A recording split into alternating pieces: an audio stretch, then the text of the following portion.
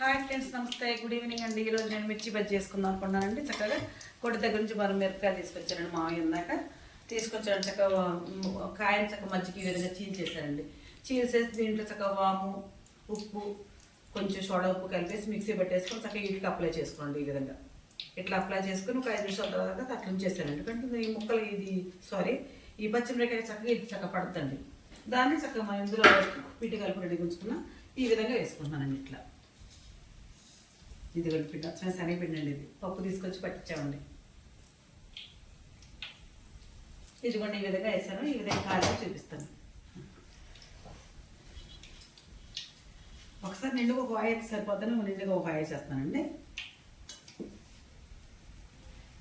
చక్కగా ఇందులో క్యారెట్ ముక్కలు, ఉల్లిపాయ ముక్కలు, నిమ్మకాయ రసం, చక్కగా మజ్జిగ కట్ చేసుకొని చక్కగా అవన్నీ పెట్టుకొని కొంచెం వేడి చల్లారి తింటే సూపర్ ఉంటాయండి.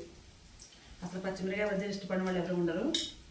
మేము కూడా ఎక్కువగా సాయంత్రం స్నాక్స్ మాత్రం అప్పుడప్పుడు చేస్తూ ఉంటాం. ఈ మధ్య చాలా గ్యాప్ వచ్చిందండి. సంక్రాంతి కూడా పిల్లలు హాలిడేస్కి వెళ్ళారు, సెలవులకి వెళ్ళారు. పండగకి నేను చేయలేదు ఈ సంవత్సరం. ఇప్పుడు చేస్తున్నానండి ఈరోజు.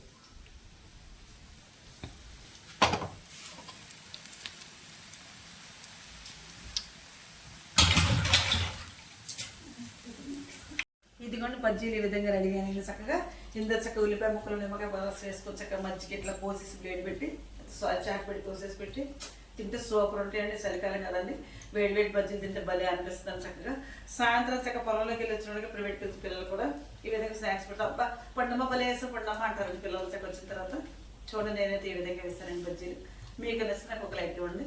Please subscribe.